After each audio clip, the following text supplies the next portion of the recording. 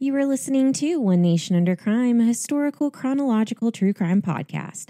Each week, we go through our nation's history and discuss cases, just cases from each year starting in 1800. I'm Kayla. And I'm Leah. We're back. Woohoo! Y'all had a couple of weeks of some Patreon. Back again. Sorry. Y'all had a couple of weeks of some Patreon episodes, so I hope y'all thoroughly enjoyed that. Yes, we're going to say classic. Yes, they were interesting. I mean, we had reptile dysfunctions going on. We did. And that's, when you have it, you have it. It's that kind. It's not normal. No, it was not normal.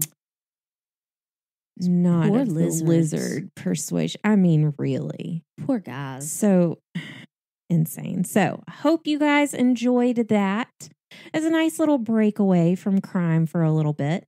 I mean, some of those were crimes against humanity or lizards or whatever. I mean, no one should ever fall into a porta potty. So that's just that. No, that's disgusting. She didn't fall. She was crawled. reaching for her phone. I mean, like, she voluntarily went down below. That's not anything anybody should do.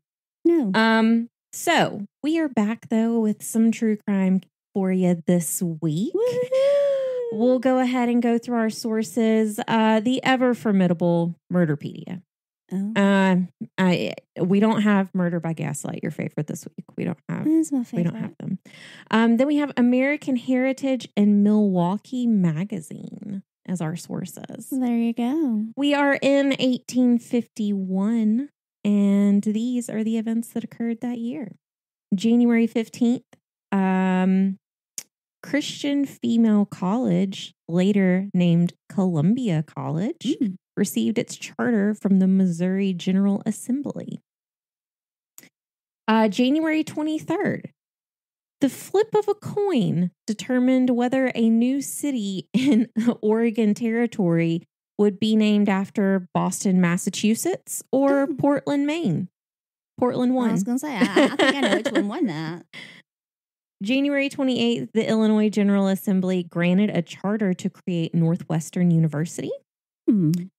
January 31st, San Francisco Orphans Asylum was founded, and it was the first in California. Orphans Asylum. I just don't like asylum. Anything in an orphans asylum, like there's a horror movie in there somewhere. I'm just saying, like an orphan asylum doesn't sound. It's I mean, that's great. That's the recipe for a movie right there. Not good. February 15th, Black abolitionists invaded a Boston courtroom to rescue a fugitive slave. Whoa. Mm-hmm.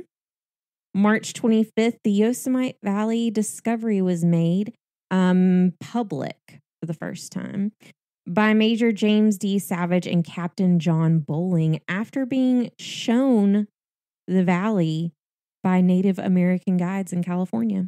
Wouldn't that be Yosemite? Yosemite. Mm-hmm. Okay. Just reading here. That's what I'm doing. Well, I was like, huh. Well, when you said that, I was like, it does. In my head, I was like, that doesn't sound right, but whatever. I mean, but what's funny is my boys went there this summer, like all of my boys, and we joked and we call it Yosemite. So when you said that, I was like, wait a minute, is she right? Like, where am I? Yeah. Like, is that the right way? Wait a minute. I think maybe it's not. Okay, anyway. So, yeah, Yosemite Valley, sure. That's what we'll go with, I guess, if that's the right name. Well, I mean, I think because it's the Yosemite State Park. Yeah. Okay. Yosemite Sam is really all I think of. So. I know, me too. So, I mean, April 9th, the oldest permanent settlement in San Luis, Colorado, was founded by settlers from Taos, New Mexico. Okay. From May to August, just May to August, The Great Flood of 1851 caused extensive damage, and the town of Des Moines was destroyed. That's 4 months of flood. Mm-hmm. Ugh, that's a lot. May 3rd, the 6th mayor of San Francisco. What? I don't know. I'm Not on the edge the of my 6th mayor, seat. the 6th major. Oh. Oh gosh, I need sleep. The 6th major San Francisco fire destroyed almost 2,000 buildings. So that was in our stream of fires. Yeah, this was number 6. How many are there? Yeah.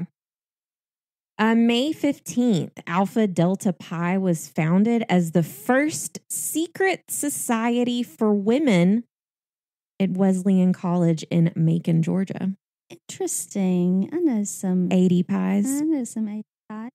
And if you're on TikTok, you know Bama Rush Talk has started. So it's a big thing for the past several years on TikTok. It's been a major thing where people all over the country, like, they follow these girls through their TikTok journeys of going through Bama Rush. And it's called Bama. Like, you can just search for like Bama Rush on TikTok and you can find, and people start like they like them, and so they'll start. It's almost like they're watching The Bachelor, and they start rooting for certain girls. Yeah, it's the funniest thing. But they go through, and there was all these girls show like, oh, this is what's in my Rush bag, and all this other stuff.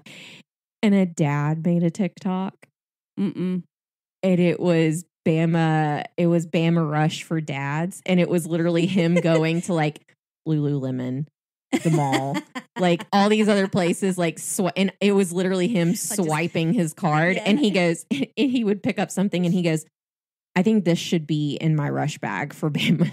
I was like, I can't. That's awesome. So hey, it's pretty serious there. It's very serious. They actually have therapists on standby, like the day that they do on bid day. Yeah, on bid day. You know that more than I do, but yeah. I was a sorority girl. Yeah, not me. That shouldn't be a surprise to anyone, but here we are. But it was the most unsorority like sorority. Our college was the most un-Greek college you could think of. Correct. It was not normal. It was very small, and so everybody knew everybody. So it was not as large. But yeah, they actually, I saw something where they have like I want to say this is what it is, like a dedicated hotline for bid day, like for after bid day. But then they also have like all of the therapists are like on call, like they're there at bid day. Here's my thing. I mean, which is like insane to me. I mean, I get it, but I don't get it because I was not a sorority girl. Well, but I mean, and I was not the typical sorority girl. Most of the girls in my sorority is like cutthroat. Exactly, and that's what I was going to say. Montevallo is not, it's not that big of a deal. Pretty much at Montevallo, if you want to be in that sorority, you can be in that sorority. It's not as much like, I mean, but some of these girls are like, their whole life is depending on, they have to make this. They have to, and I cannot imagine my worth being based on that. Like I can't. That's too much. That's not the kind of sorority that I was in or would want to be in. No, or not that kind of pressure. There's so many rules. Like they have so many rules that they have to follow, and like there are a lot of rules, and that's not me. So I was like, what are those? Yeah, I would have been in sorority court or whatever all the time. They would just have me in a permanent seat in there.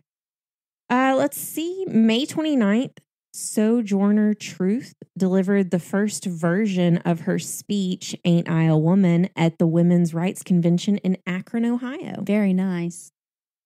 June 2nd. Uh-oh. The first U.S. alcohol prohibition law was enacted in Maine. Come on, Maine. Anyways. Wait, it wasn't in the Bible. We can give y'all to Canada.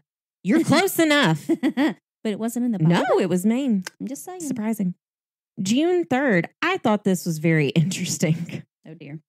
The first baseball uniforms were worn by the New York Knickerbockers, and their uniforms were straw hats, white shirts, and blue trousers. Wow. So they look like farmers. Before that, it was just mass chaos. Everyone's wearing just whatever they want to wear. And they finally were like, we should probably wear the same thing. Yeah. Like we should be able to know we should coordinate who's who. Out of the corner of my eye. Oh yeah, he's on my team. That was so funny. Wow. To me. June 15th, Baltimore dairyman. A dairy man. Jacob Fussell set up the first ice cream factory. Thank you, sir. I know. June 22nd, the last in a series of major fires, not mayor fires. Very different. The last in the series of fires in San Francisco occurred, and it destroyed buildings, including City Hall and the newly made Jenny Lind Theater. Yes. Never be enough. Yes. Yes. So that was the 7th and final? That was the last one, so we're done. Yep. Oof. Finished all of them. That's a lot of fires. August 12th, you can probably figure this one out. American inventor Isaac Singer patented the sewing machine. That's my parents' anniversary. Not that year. Yes. They're not that old. They're celebrating their 50th anniversary. That's so exciting. I know. Happy anniversary. Very exciting. That is very exciting. 50 years. I know. That's insane. It's wonderful. It's so funny. I mean, like, wow. I don't think of them as being old enough to have been married for 50 years, but here I am, 43. So I mean obviously, the math is mathin'. It all adds up. But it's just so funny. That is funny. August 22nd, the yacht America of the New York Yacht Club won the first America's Cup race off the coast of England. Oh. September 15th, St. Joseph's University was founded in Philadelphia. September 18th, the New York Times was founded, and a copy cost you 2 pretty pennies. Oh. Just 2. Do they have to be pretty? I don't know. I'm assuming it's the New York Times. We've got a lot of new universities. Like in the past several episodes, we've had a lot of more universities. Yeah. It's great. And like for women and like women's medical, like we've got a lot of women. That. Yeah. It makes me happy. It's really exciting to see. Yes. November 3rd, the Denny Party became the first group to land in what would later become Seattle, Washington. So it was not like the Donner Party. No. Okay. Wrong one. November 9th, Kentucky Marshals abducted abolitionist. That's a hard word sometimes. Sometimes it is. Minister Calvin Fairbank from Jefferson, Indiana, and took him to Kentucky to stand trial for helping a slave escape. How dare he? I know. November 14th, Herman Melville's novel Moby Dick, or The Whale, as it was commonly known as well, too. Apparently just The Whale. Was published in the U.S. by Harper and Brothers in New York. I always think of Matilda. Always. That's Herman Melville. Yeah, but when he's I know. That's disgusting. What? Anyway. We were watching something last night. We're continuing adding to my list of movies that I haven't seen. And so we were going through and watching a lot of like trailers for different movies because he was like, have you seen this one? Have you seen this one? And so I'm very glad y'all are whittling that down. We created quite the list. So we're watching it and I go, who is that? That guy looks so familiar. And he goes, Danny DeVito. And I was like, I know Danny DeVito. Yes, that's Danny DeVito. I know. I was like, I literally told him, I know who Danny DeVito is. He's like, oh my God, Danny DeVito. I love you. I was like, Mean Girls. I know Mean Girls and Matilda. Like, I know who Danny DeVito is. Like, I got it. Mm-hmm. And he was like, no, that's Danny DeVito. I was like, have you lost your mind? That is not Danny DeVito. And he's like, yes, it is. And finally, we figured out why he was so confused. Both of the guys are named Danny. You want to know how big of a difference there is and why I kept saying that is not Danny DeVito? Oh, because he was really good looking. Who was it? No, because it was Danny Glover. Oh, and he could, and I was like, Danny DeVito and Danny Glover do not look. They are on every spectrum. Yes. They are opposite from each other, and that's why I was looking at him. I was like, you're insane. That is not him. Like, and he was so. That is not what the chick looked like that came out of the bathroom stall in Mean Girls. I was like, that is not. But it was a movie that both of them were in, and they were walking in this room together. And I was like, God, that guy looks so familiar. Why do I not know him? And I mean, the look on his face, the seriousness in his eyes, he was getting mad at me. You dummy. For me saying Danny Glover was not Danny DeVito. I was like, no. I'm not the crazy one here. Trust me. I mean, most of the time I am. Right now, I'm not. I mean, IMDb is your best friend. Like, here you go. Right here. And he goes, yeah, that's Danny DeVito. He's in Lethal Weapon. And I was like, Danny DeVito is not in Lethal Weapon. And so then I started thinking of Danny DeVito being in Lethal Weapon. That's hilarious. It was the strangest. I need somebody to create that. That was so funny. That, please, because I love him. Look, when he was the stripper on Friends. Yeah. Oh my gosh. Yes. Oh gosh. Oh gosh. Danny DeVito and Danny Glover. Yeah, not the same person. Not the same person. Both well-respected actors have wonderful credits to their names, but very different. Very different men. Very different. December 24th, one of the saddest things that could ever happen occurred. A fire devastated the U.S. Library of Congress in Washington and destroyed 35,000 documents. Wow. I know. Wonder how many of those had Alexander Hamilton's writing on it. I'm just saying. Probably a lot. Because Hamilton wrote the other 51. He did. In 1851. I mean, just throwing it out there. December 29th, the first YMCA opened in Boston, Massachusetts. You know what? Because everything happens in Boston, apparently, now. It's fun to stay at. It is. YMCA. Oh, jeez. Come on. And then our undated event for 1851 that I found, the Western Union was founded as the New York and Mississippi Valley Printing Telegraph Company. Huh. So it hasn't always been Western Union? Nope. It has not. And on to our case for this week. I will go ahead and say that we are going to have there is a conversation in this episode to be had that is,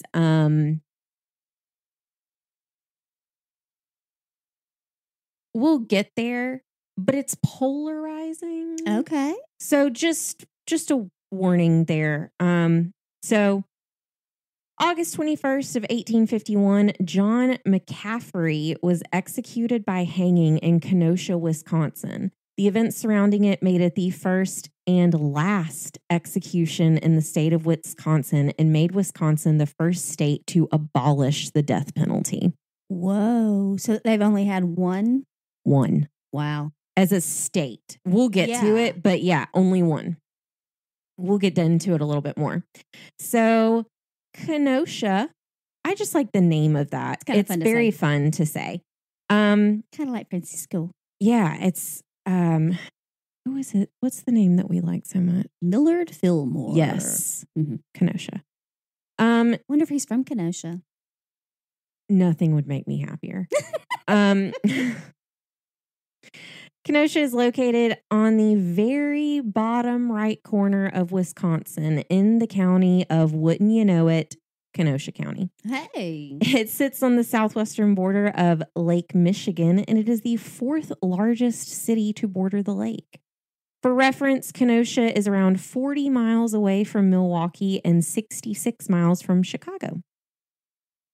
The area the city sits on today was originally named by the Potawatomi, another word that is just really fun to say, by the Potawatomi tribe.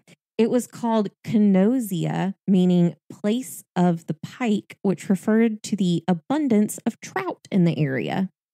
So I thought that it's Kenosha, like ZIA. Okay. So that was fun. Yeah. They kept part of it. Part of it. The first European settlers arrived in what would be Wisconsin in the 1830s after immigrating from New York, and they were led by John Bullen Jr., which we'll get to it. It does come back a little bit in this part. The group arrived at Pike Creek on June 6th of 1835. Soon, the area was ornamented with log houses, framed homes, churches, a school, and a post office. Sounds lovely. It does. Sounds very quaint. Mm-hmm. Originally, the city was named Southport due to its location on Lake Michigan, but in 1850, it was changed to Kenosha. The area grew and later became the center of industrial activity, most notably automotive factories. Like most of the towns from the industrial area, it eventually became a part of the Rust Belt. But surprisingly, that didn't cause a decline in the population, which was very interesting. That is. Because usually that's not the case. Right. Most of the places. Usually they kind of die, like it dies out because there's not as much industrial work anymore. But that didn't happen here, which was interesting. In recent years, the city has increased in growth and it is home to Fortune 1000 tool manufacturer Snap-on. Oh. We know someone who works there. And the clothing company Jockey International. Oh. Kenosha has 21 locations and 4 districts listed on the National Register of Historic Places. That's a couple. Yeah. The area is known for several summer festivals, which include, I'm sorry, this just sounds, I don't know how it started, where it came from. Is it better than the bat thing? No. Okay. Nothing will ever be as good as the Bat Festival ever. I can't. Border War Beer Fest. I mean, there's apparently like a lot of breweries, and so it is and because it's so close to everywhere, Wisconsin. It's because it's so close. They have like Border War Beer Fest with like the other states. So it's like everybody, I guess, comes and has all their craft beer and stuff. Interesting. So if you like beer, which my boyfriend would love it. They also have the Taste of Wisconsin. Is it cheese? I that's all I can think. No. Hold on. We'll get to that one. Okay, because I'm here for the cheese. The Out of Sight Kite Flight. These were just some of the names that I found that were fun. So that is fun, but there's a lot of them. To mess up. Cheesapalooza. I'm Told you. in. I know. I'm in. I know. I'm down for that. And Food Folks and Spokes. It's a biking festival. I was going to say with bike. Yeah. There is quite the list of notable people who have called Kenosha home, and just a few of those include the love of my life, Mark Ruffalo. Love. He's pretty awesome. Mark Ruffalo. He's very, I'm sorry if anybody hears thunder. It's apparently thundering outside. Y'all shouldn't hear it very much, but just in case. There's lightning too. So if you a hear little us bit, in the middle of what we're saying. It's very, and what's weird is that it's not cloudy. Like it's very weird that we're hearing it's like I think if we were to go outside, one side would be totally dark and the other where we're sitting and facing is not. Like it's light. It just looks cloudy. It's very weird. Very odd. But yes, Mark Ruffalo is very awesome. Scott Glenn is also from there. He is known for his roles as Wes Hightower in Urban Cowboy, and Jack Crawford in The Silence of the Lambs. Did not watch that movie. Good movie. Will not watch that movie. Good movie. My husband loves it. He watched the series but I'm like, nope, you can have that. The series was Hannibal. He it was loved good. It. Yeah, he did. And that's great. It was good. Y'all watch it. Love it. That's great. That is not my cup of tea. Well, you'll like this one. Okay. Kendra Scott. The jewelry. Oh, she makes pretty things. And Joseph Zimmerman, inventor of the answering machine. Thank you, sir. I mean, and then sitting there for a while. Anyways, some things, if I think about them too much, they kind of weird me out as like how that's possible.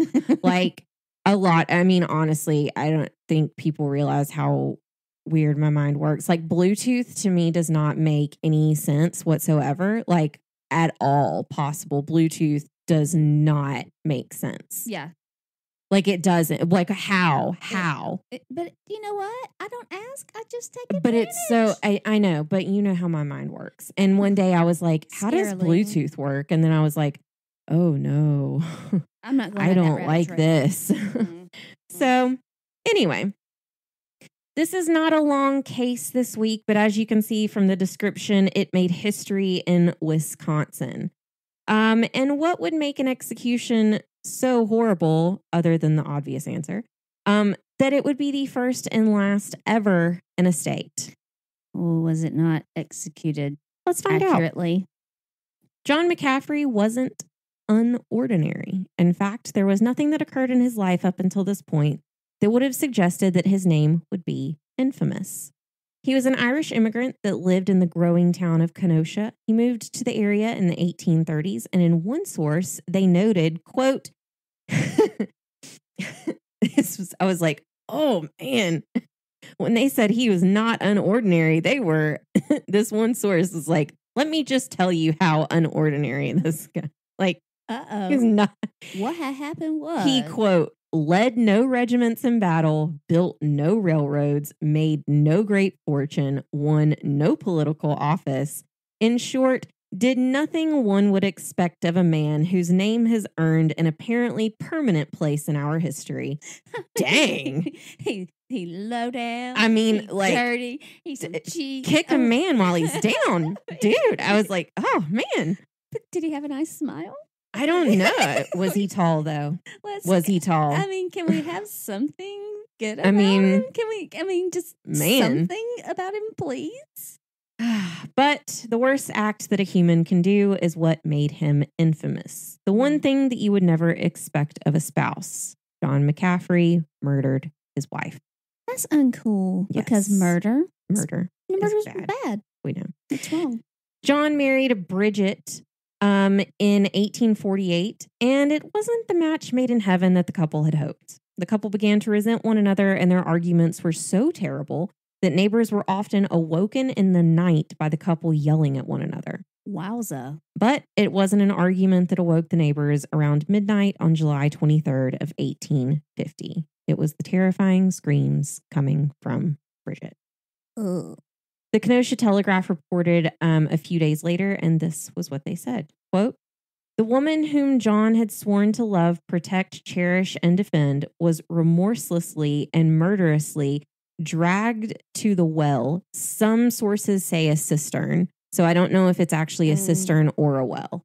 Either way, yes. a deep area of water, a deep source of water. In fact, it's about to tell you. And the well... And the well was but the diameter of a hogshead, and the water was but about 20 inches deep. The bloody hunter then, to be sure of his prey, jumped into the well and stood upon her head. It seems till the nerves of her body had become sufficiently relaxed to assure him that the vital spark had fled. Dang. Whoa. Like, man.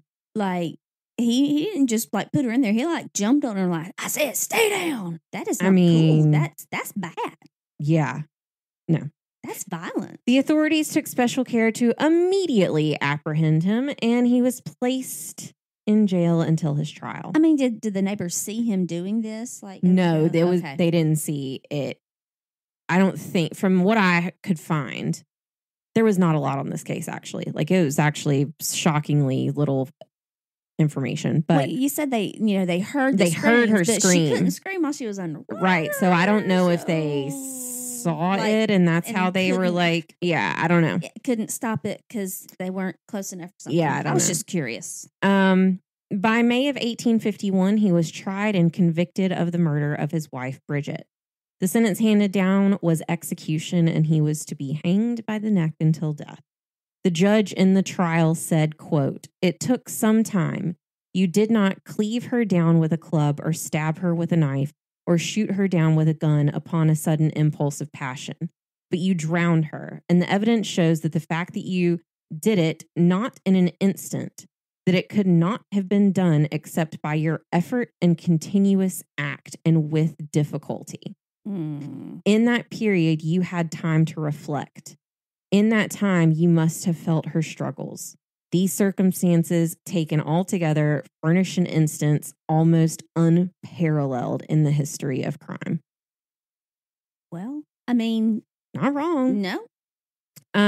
This case is one that left a lasting impression on the state. But before we get into the reason behind that and the aftermath, it's important that we dig into the death penalty here and the history surrounding it. That's what we do. Yeah, this is a topic that you can lump in with politics and religion as something you should probably not bring up at Thanksgiving. But it is one that, truthfully, without knowledge of the subject, you cannot have a strong opinion one way or another. Leah and I have had conversations recently, actually, about this topic. We have. And I think for the most part, we pretty much agree. I think we, for the most part, agree. But I think that when we started the podcast, you were not of that.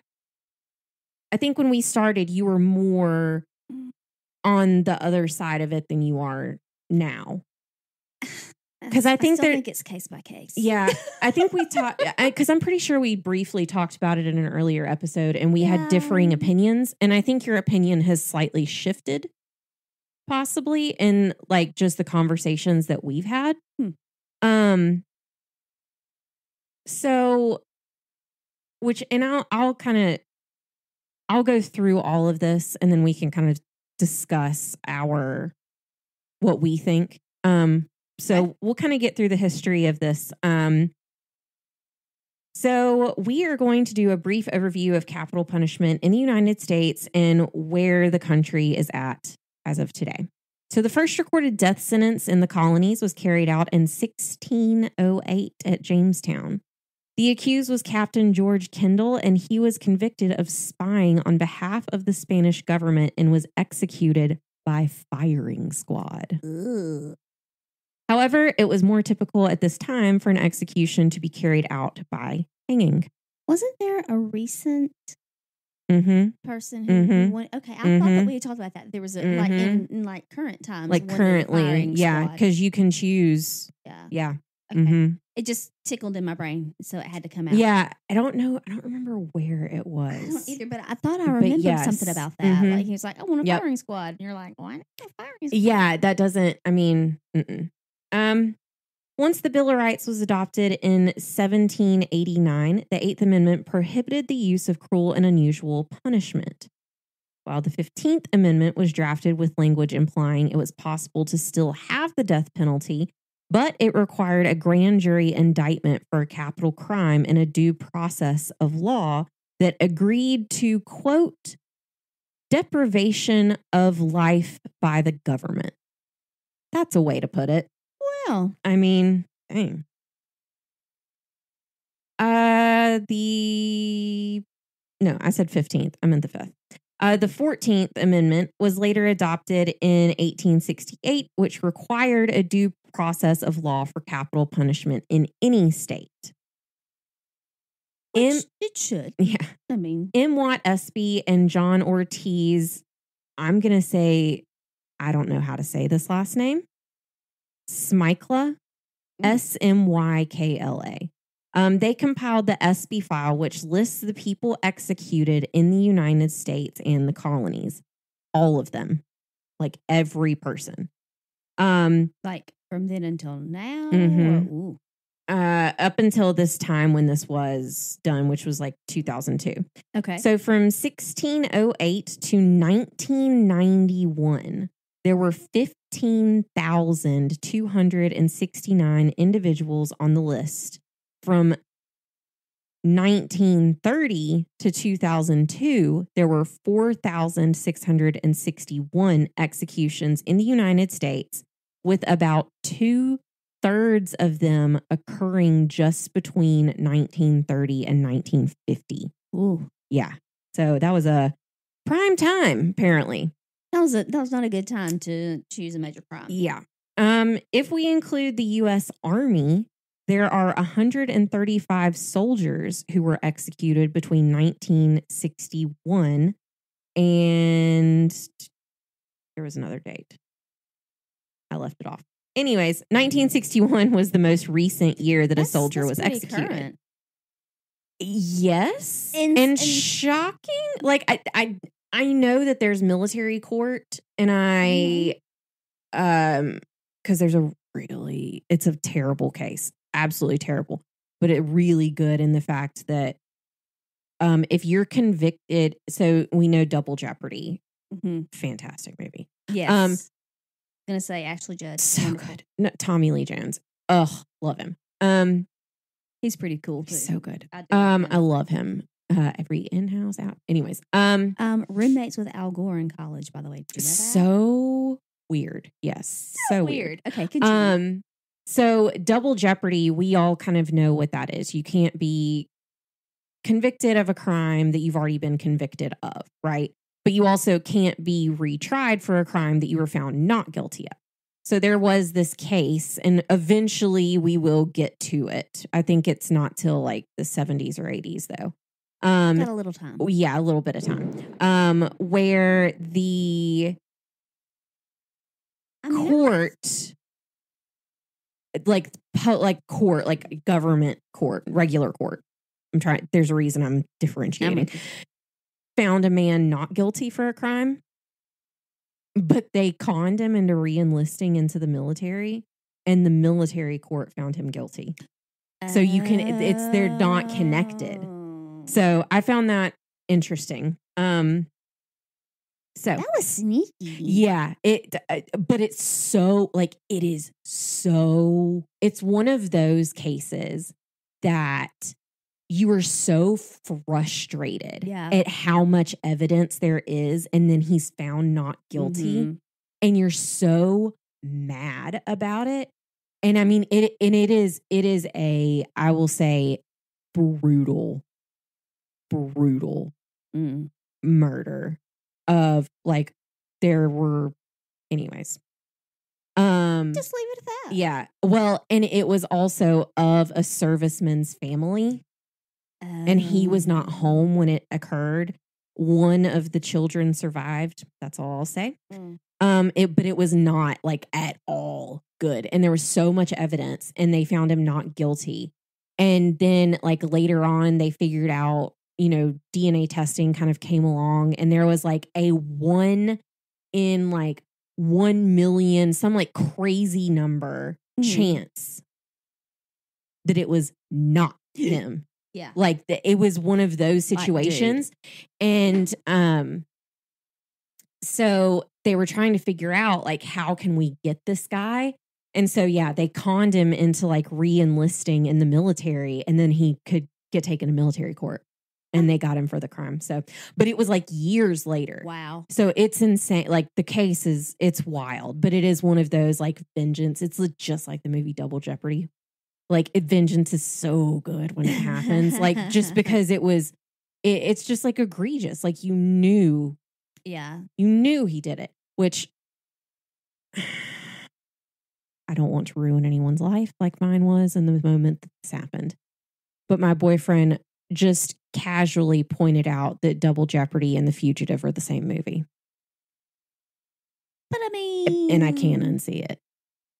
Very similar. I mean, very. I mean, it's like a V.C. Andrews book. Yeah, it's like it was. I was just like, don't tell me that. Or like a Lifetime movie. I mean, God, it has the same ingredients. Such a good movie. Them up, and there's your Hallmark movie, and then but I love them. Yes. So the debate surrounding the humanity of the death penalty has been raging on for centuries, and in fact, there are 3 states that hopped out of that debate rather quickly. One of them being in regards to this case. The first state was Michigan in 1847, who has never executed a prisoner since becoming a state. And I was going to say, there was one state that opted out. Yep. Okay. The second being Wisconsin in 1853, which we'll go into more in a bit. And the third being Maine in 1887. Alcohol and the death penalty. 2 things can't have in Maine. God. Rhode Island also has firm roots in the abolition of the death penalty. And even though they repealed the death penalty in 1852, it was still technically a viable punishment for murderers committed by prisoners up until 1984. Ooh. So that was interesting caveat. In 1972, a Supreme Court trial, Furman versus Georgia, flipped the death penalty debate on its head. And while several other states had already put a ban on the death penalty themselves, this ruling forced the hands of those who didn't. Long story short, the Furman decision caused all death sentences pending at the time to be reduced to life imprisonment and was described by scholars as a legal bombshell. Ooh. The next day, columnist Barry Schweid, I'm pretty sure that's how you say it. If not, he should. Wrote that it was, quote, unlikely that the death penalty could ever exist anymore in the United States. I put, well, old Barry can't see the future, because we found out in 1976 that this was somewhat undone by another case in Georgia called Gregg versus Georgia.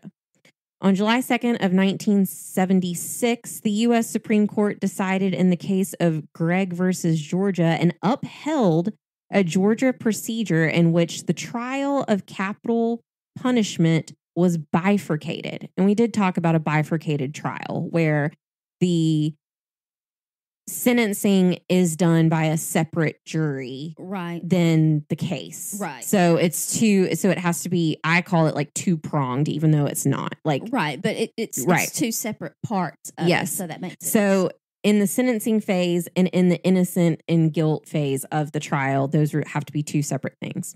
At the first proceeding, the jury decides of the defendant's guilt, and if the defendant is innocent or otherwise not convicted of first-degree murder, the death penalty will not be imposed. At the second hearing, the jury determines whether certain statutory aggravating factors exist, whether any mitigating factors exist, and in many jurisdictions, they weigh the aggravating and mitigating factors in assessing the ultimate penalty, either death or life in prison, either with or without parole. So they have to actually like sit down and look through all of the factors of why and weigh all of that decision. And I will tell you, because I do know someone who, is in the law business. There is a kind of like a chart, I guess. Yes. Of, if this, then this. Yeah. But then if this and this, then this, know. So, I mean, it's kind of laid out somewhat. Yeah. I mean, but then that's where plea bargains and exactly, and all that stuff comes into play. But there's a guide, if you will. Yeah. A guide for suggestions. Exactly. So following the decision, the use of capital punishment in the United States soared. Oh. This was in contrast to trends in other parts of advanced industrial democracies where the use of capital punishment was declined or prohibited. 47 European states, including Russia, are members of the Council of Europe, and they all comply with the European Convention of Human Rights, which prohibits capital punishment. Still? Well, they don't allow it. Still. I mean, at this point in time for this, yes. The last execution in the UK took place in 1964 and in 1977 in France. As of today, a total of 23 states plus the District of Columbia and Puerto Rico have abolished the death penalty for all crimes. So, what about the execution of John McCaffrey made Wisconsin swear off the death penalty altogether? On August 21st of 1851, around 3,000 people gathered in Kenosha to witness the execution of John McCaffrey. It was one of the largest crowds that the town had ever seen in the 16 years before it was first settled. McCaffrey walked out to the gallows and knelt with a Catholic priest where he prayed for 10 minutes before standing and having the noose placed around his neck. He said his last words to the crowd, quote, "I was the cause of the death of my wife, and I hope my fate will be a warning to you all. I forgive my enemies. I forgive all the witnesses against me." The gallows constructed for this hanging were similar to ones that we've discussed before, where instead of being dropped, the mechanism picks you up. Yes, with a counterweight. I think I know where this is going. Mm-hmm. Sheriff Nathan Allen placed the mask over McCaffrey's head and waited for the clock to officially strike 1 and then engaged the mechanism. His calculations were off. Unfortunately, the execution did not go as planned. Instead of McCaffrey dying almost instantly, I'll go ahead and put a slight trigger warning here if you want to skip forward a few seconds and don't want to hear this part. Probably do that now, but it's only going to be like a sentence or two. He struggled violently for 8 minutes before his movements began to slow down. The doctor came up to examine McCaffrey and found he was still alive. Oh. He remained hanging for another 10 minutes and was officially pronounced dead. Instead of McCaffrey dying immediately due to his neck snapping, he slowly died of strangulation for 20 minutes. Ooh. But, I mean, there's a little bit of poetic justice in that. Just saying. I think Bridget was like, no. This is not going to be quick. Yeah. I mean, and I hate that. Bridget was on the other side going, better not. She was like, no. Yeah. The crowd was shocked and slowly left the area trying to process what they had just seen. This is why you don't go to a hanging, people. It is not a fun thing. The next day, the editor of the Kenosha Telegraph, C. Latham Scholes, wrote, quote, "The last agony is over. The crowd have been indulged in this insane passion for the sight of a judicially murdered man. We hope that this will be the last execution that shall ever grace the mercy-expecting citizens of the state of Wisconsin. It was the first attempt by Scholes in his campaign to attempt to abolish the death penalty. Fun fact, he would also later go on to invent the typewriter." Yep. Marvin H. Bovee, I'm pretty sure that's how it is because it's Bovee. I like it. So he was a local farmer who made it his personal cause to bring about a national ban on capital punishment. Bovee wrote that it was, quote, "a dark spot resting on us as Christians. A life once taken can never be restored, but liberty can be given and restoration made to an unfortunate being who has been unjustly imprisoned."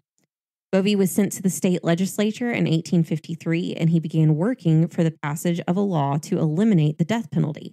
The editor of the Kenosha Telegraph, Latham Scholes, was elected to the state assembly later, and on July 12th of 1853, Chapter 103, Laws of 1853, State of Wisconsin passed in July by both houses of the legislature and signed into law by Governor Leonard Farwell.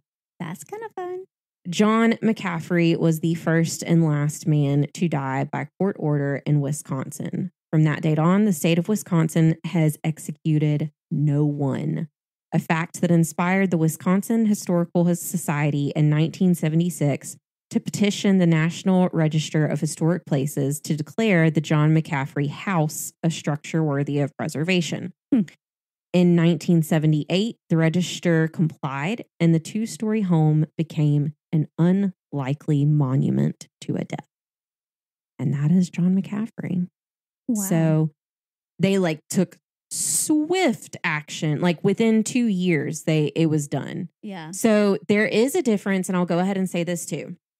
There is a difference. So if you're going to go and you're going to get your little fingers Googling and you look up if anybody has been executed in Wisconsin, there is a chance that you will get a different answer, because there is a big difference between the state executing someone and being federally executed. So the state has not executed anyone. So that, just to kind of clear that up, because I know some people may find that a little confusing.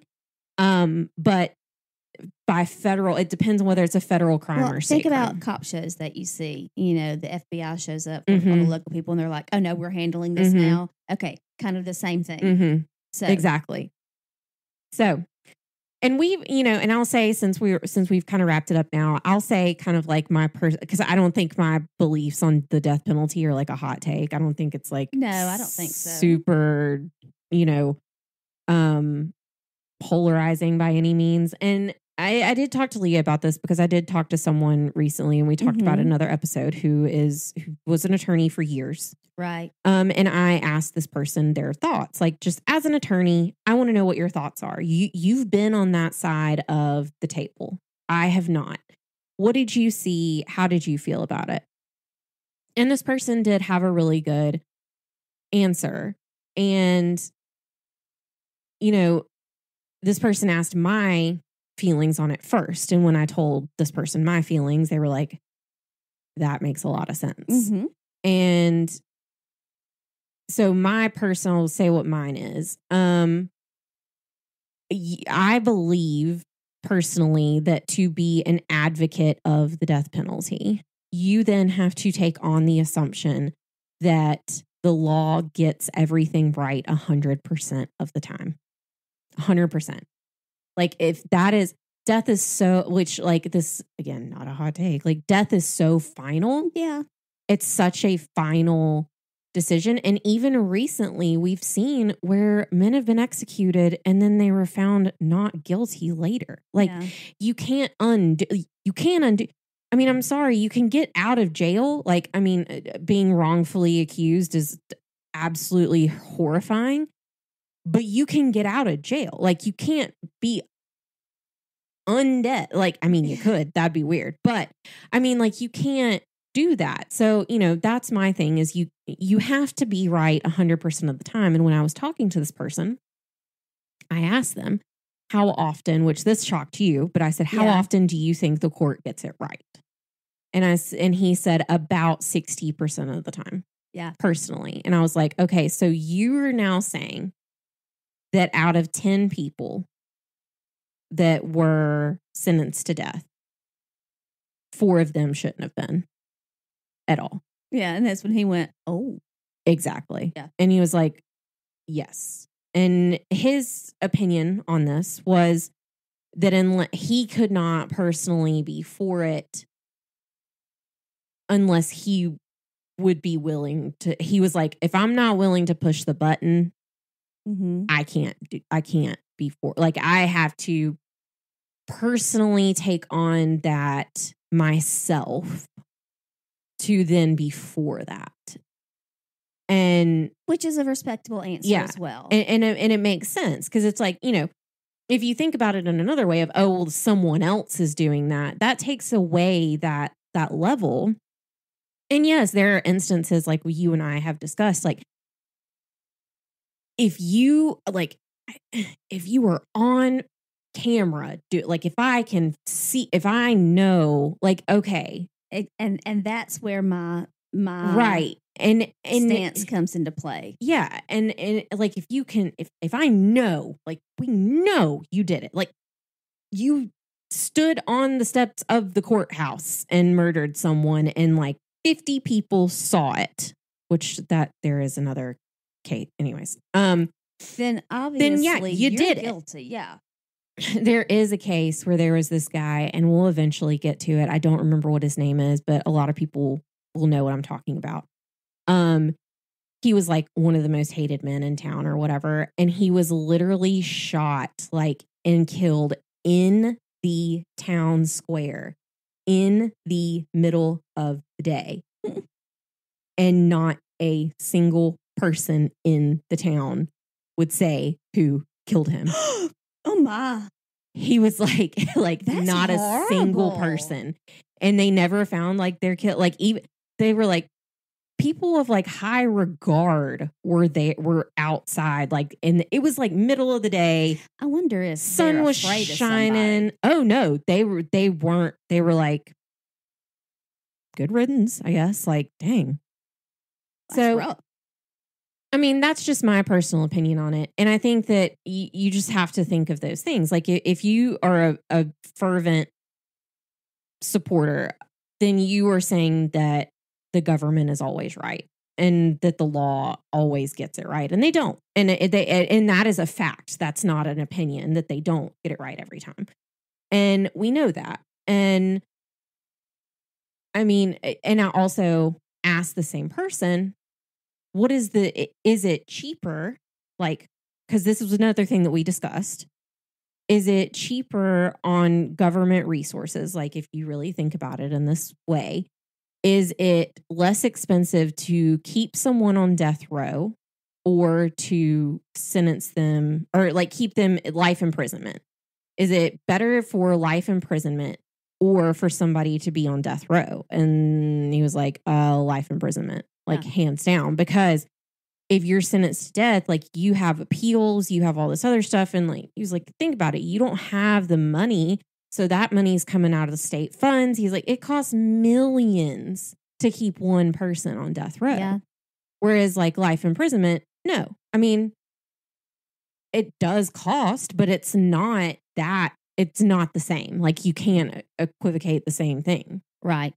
Well, and so my thing is like, and I know that people and animals are two very different things. Please understand that before I even say anything else. I understand that a person is not an animal. Okay. Right. Okay. I enjoy eating deer meat and wild turkey meat. Mm-hmm. But I could not be the one. Yeah, that exactly. Went out and no. hunted. No. Now, not saying if you had to, I mean, yeah. But all that to say, I don't know that I would be able to be the one to press the button. Exactly. But if we know without a shadow of a doubt that this person has done this, and usually it's something pretty heinous, and there, I mean, like, you're on camera, you know, there's undeniable proof that this was, and that's what it's set up to be. Now we all know that it's not a fairy tale, and everything does not work how things should, and we know that, but it's supposed to be without a shadow of a doubt. Exactly. You believe? I mean, so I'm saying I don't think it should just be done away with completely, but maybe not so often. Exactly. I just don't. I just have such a hard time with it. Well, and personally, I do too, because all life is precious. All life is precious. And personally, like, I'd rather see you rot in a cell for the rest of your life. Like, I'd rather let you waste away. Like, I mean, there's so many different sides and like thoughts and things to it, but it's just and so that's why weird. I said it depends on the crime to me as well. It depends on the crime because there are some crimes that are more heinous than others, of course. And sometimes you're like, you need to go. Well, they've had some like people when it was part of their plea bargain that they would not be, if it was a crime against a child, that crime would not be listed on their charges for when they go to jail, because people, you get some jailhouse justice going, and it's quite dangerous. So yes, that's true. Interesting case for this week. A very interesting subject to go through. But we can pretty much agree on. Yeah. I mean, there's a lot. There's a lot to it. So we both think that murder of any kind is bad. Murder is wrong. bad. Right. I mean, and all life is precious. Exactly. But, you know, if you are just evil and totally heinous and, you know, you need to be stopped. Right. Exactly. So we appreciate you guys tuning in for another week of One Nation Under Crime. You can find us pretty much anywhere. We have a website. You can just go to onenationundercrime.com and find literally any way to get a hold of us there. yes. Please go leave us a 5-star review on Apple Podcasts. We would greatly appreciate it. We've already experienced our 1 star. We don't need any more of those. Yeah, we just 5 stars or don't say anything. I mean, maybe a 4. We'll take a 4. Nope. 5. 5 or nothing. We do have a Patreon. You did get to listen to those episodes. So if you would like to also become a patron, you can do that as well by going to patreon.com/onenationundercrime. Thank you guys so much for listening. We will see you here same time. Different crime. Next week. And remember that there isn't always liberty and justice for all. No. Ooh. Not unfortunately. Goodbye. Bye.